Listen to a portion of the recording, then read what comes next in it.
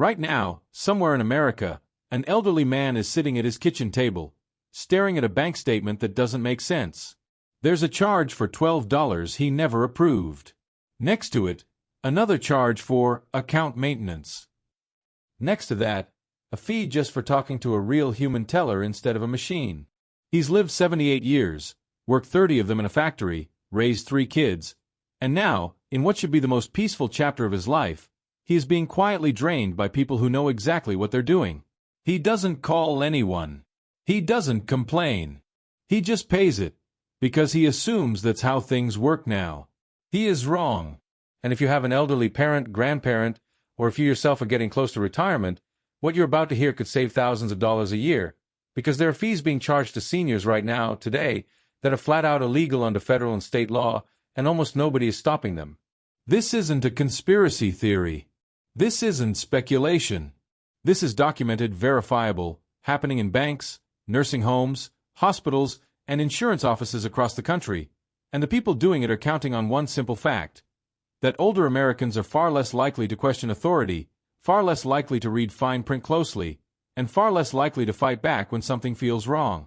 According to the Consumer Financial Protection Bureau, financial exploitation of older adults costs seniors an estimated $28.3 billion every single year, and a significant portion of that isn't from scammers calling pretending to be the IRS. It's from legitimate-looking institutions charging fees they are not legally allowed to charge, betting that the people they're charging will never check. So let's talk about exactly what these fees are, why they're illegal, and what you or your loved ones can do to get that money back. The first one happens almost every time someone opens what's called a joint bank account with an aging parent. Adult children do this with good intentions, usually to help manage bills or keep an eye on finances. But many banks have quietly started charging what they call a fiduciary fee, or elder account management fee, simply because the account holder is over a certain age, often 65 or 70. This fee isn't disclosed clearly when the account is opened. It shows up months later, sometimes labeled vaguely enough that nobody questions it. Under the Truth in Savings Act, banks are required to clearly disclose all fees before they're applied, and charging extra fees purely based on a customer's age is also a violation of the Equal Credit Opportunity Act, which prohibits age-based discrimination in financial services. If a bank cannot show you, in writing, exactly what service that fee was for, they are required to refund it, and many account holders have successfully gotten years of these charges reversed simply by formally disputing them in writing. The second fee that should make your blood boil involves Medicare. Many seniors don't realize that healthcare providers are prohibited from charging Medicare patients more than the Medicare-approved amount for covered services. This is called balance billing, and for the vast majority of services, it's illegal for a provider who accepts Medicare assignment to bill a patient for the difference between what they charge and what Medicare pays. Yet a 2024 investigation by a major patient advocacy organization found that out of several hundred reviewed claims, a notable percentage included improper balance billing, often dressed up as facility fees or administrative processing charges. Elderly patients, especially those managing multiple health conditions, often don't have the energy or knowledge to dispute a hospital bill that looks official. They just pay it. If you or someone you love has ever paid a hospital bill that seemed oddly high after Medicare already processed a claim, that bill needs to be reviewed, because the law is very clearly on the patient's side here. The third one is something almost every senior with a credit card has dealt with without even knowing it's against the rules. Credit card companies are legally prohibited under the Card Act of 2009 from charging inactivity fees, meaning a fee just for not using a card enough. And yet, especially with older accounts that seniors opened decades ago and rarely use anymore, some card issuers have found loopholes by relabeling these charges as account maintenance or dormancy fees, hoping the renamed charge slips past scrutiny.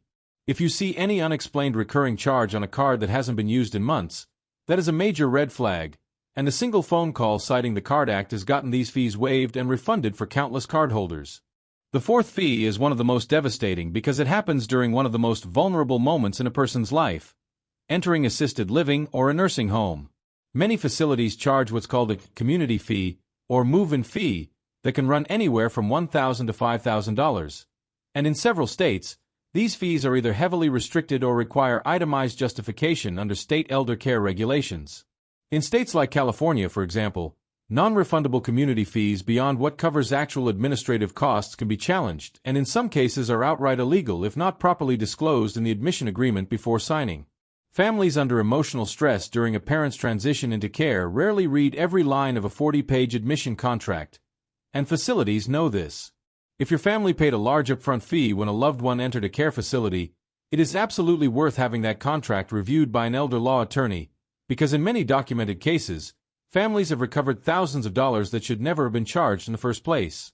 The fifth one involves something that sounds almost too sneaky to be real, but it happens constantly. Overdraft fees specifically targeting fixed-income seniors. Federal regulations require banks to get explicit opt-in consent before charging overdraft fees on debit card transactions. Yet reports from the CFPB have repeatedly shown that elderly customers, especially those less familiar with online banking interfaces, are more likely to have been auto-enrolled in overdraft programs without clear consent. Sometimes during account updates they didn't fully understand. Seniors living on Social Security, where the same fixed amount arrives every month, are particularly vulnerable to this because a single mistimed automatic payment can trigger repeated overdraft charges, sometimes $35 each, multiple times in one day. If overdraft fees were charged without clear, dated, written consent, banks are required to refund them, and the CFPB has forced major banks to return hundreds of millions of dollars collectively to customers for exactly this violation. The sixth fee hides inside something most people trust completely: Medicare Advantage and supplemental insurance plans. Insurance agents, some operating on commission incentives, have been found selling seniors supplemental coverage that duplicates benefits they already have, essentially charging premiums for protection that provides no additional value. In some documented cases, agents charged processing fees or enrollment fees that are explicitly prohibited under Medicare marketing regulations, which state that no fee beyond the premium itself can be charged for enrollment in a Medicare-related plan. The Senate Special Committee on Aging has flagged this practice repeatedly in oversight hearings, noting that seniors, often the most trusting of demographics when it comes to anyone presenting as a healthcare professional, are disproportionately targeted by agents who know full well these add-on charges aren't allowed. And the seventh fee, perhaps the most quietly devastating of them all, comes from something so mundane it barely registers: ATM and check cashing fees, specifically at the locations seniors are most likely to use. Many seniors, particularly those uncomfortable with online banking, rely on in-person check cashing for Social Security or pension checks. Some check cashing services have charged percentage-based fees on government benefit checks that exceed state-mandated caps, particularly in states that specifically regulate fees on cashing government-issued checks to protect vulnerable populations. Several state attorneys general have brought enforcement actions against check cashing chains for exactly this violation, recovering settlements specifically earmarked for affected seniors. What ties all seven of these together isn't bad luck or coincidence. It's a pattern.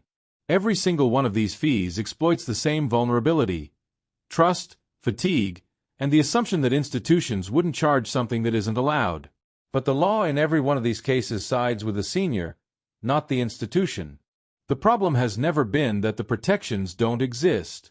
The problem is that almost nobody checks their statements line by line, almost nobody asks a bank teller to justify a fee in writing, and almost nobody knows these laws exist in the first place until it's too late and the money is already gone. If there is one thing worth doing after watching this, it isn't anything dramatic. It's simply this: sit down with a parent, a grandparent, or even your own statements if you're getting older yourself, and go through every single recurring charge line by line. Ask what it's for. Ask for it in writing.